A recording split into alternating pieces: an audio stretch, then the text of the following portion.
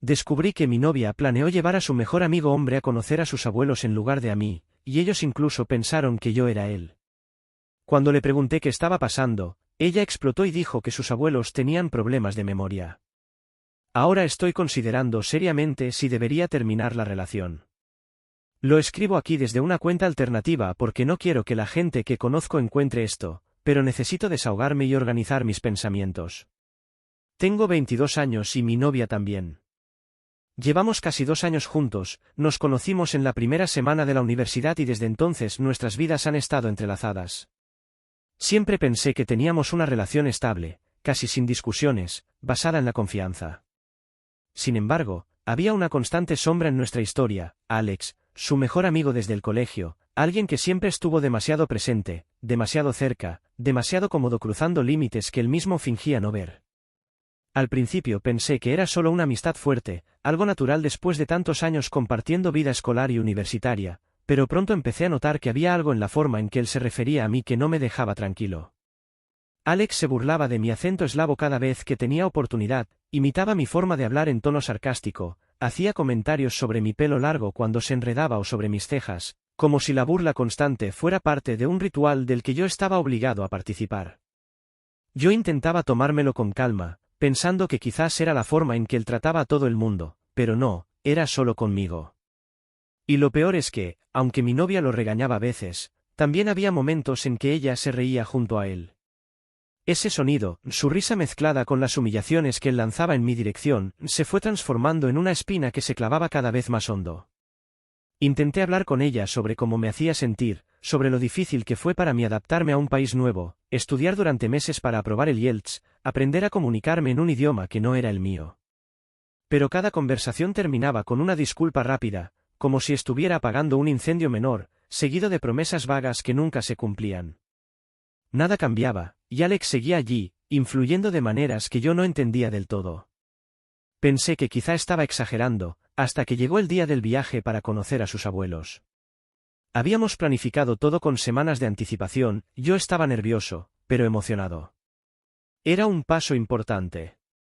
Sin embargo, apenas la abuela abrió la puerta, todo lo que yo creía seguro se desmoronó en un instante. ChatGPT roteirista. Ella me miró con alegría sincera, me abrazó con fuerza y dijo, Alex, por fin te conocemos. Mi novia se quedó rígida, como si no esperara esa reacción, e intentó corregirla de inmediato, pero la abuela insistió varias veces en que yo era Alex. Durante la cena, no importaba cuántas veces mi nombre fuera repetido, ella volvía a equivocarse.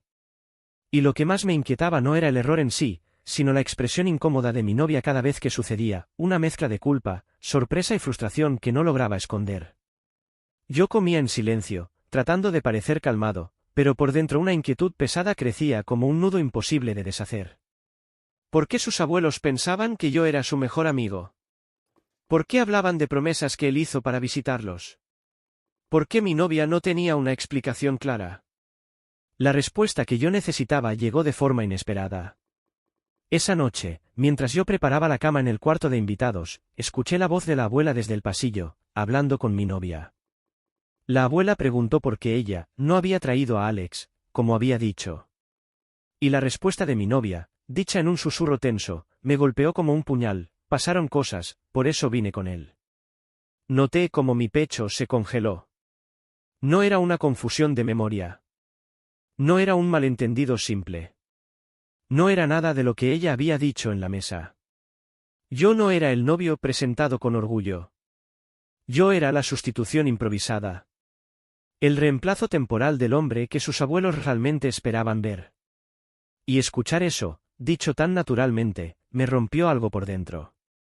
Cuando ella volvió al cuarto, intenté hablar con calma, pero lo que recibí fue una explosión irracional.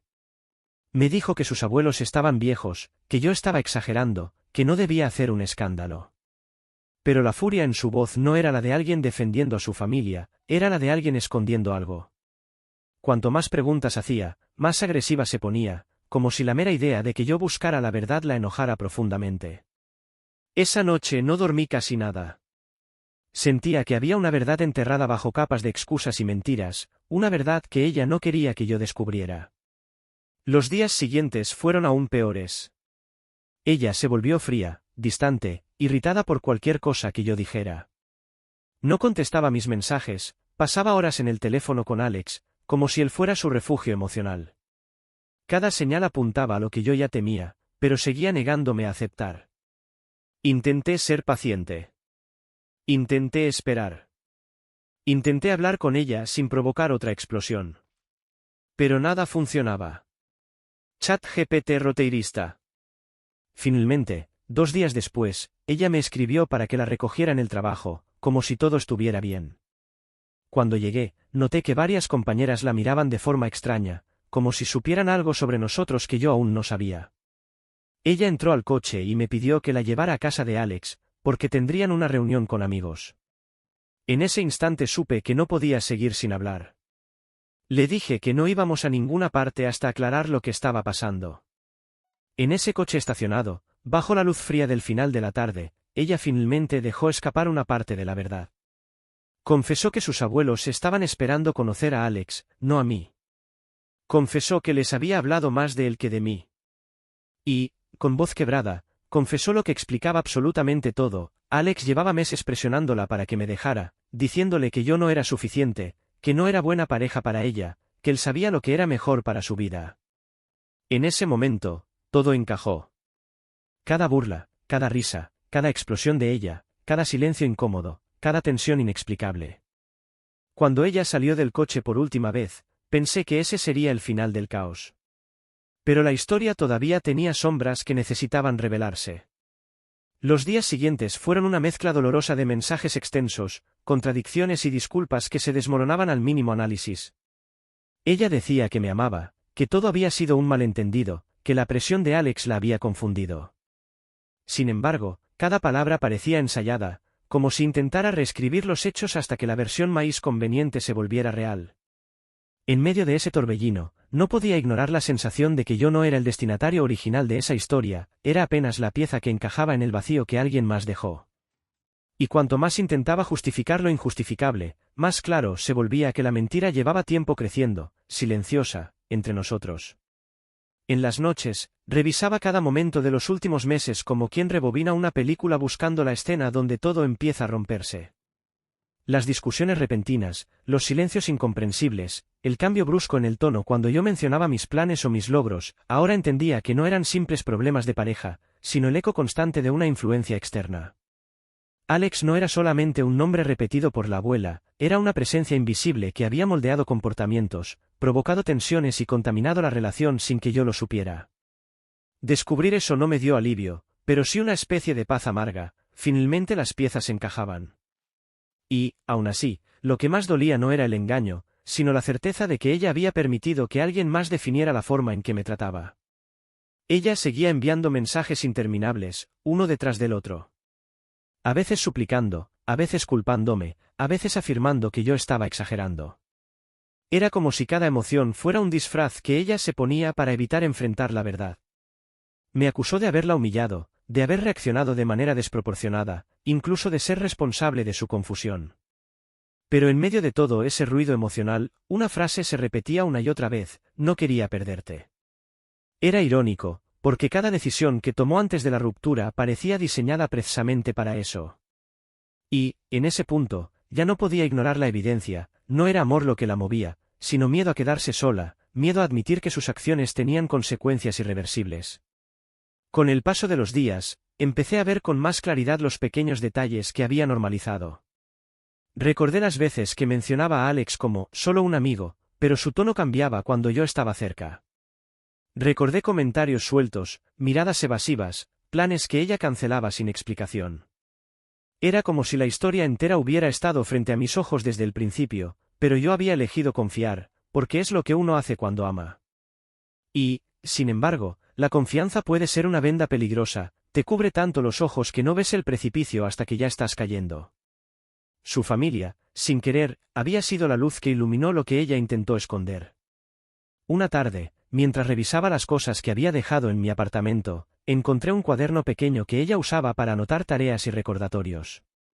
No era algo importante, pero en una de las páginas había una lista que congeló mi respiración: hablar con él antes del viaje /, decidir qué decir sobre Alex /, no mezclar fechas /, no olvidar la versión. Esas palabras eran la prueba final de que nada había sido casual. No se trataba de confusión, ni de un error inocente, era planificación. Ella había construido una narrativa para sostener la mentira y mantenerme en la oscuridad.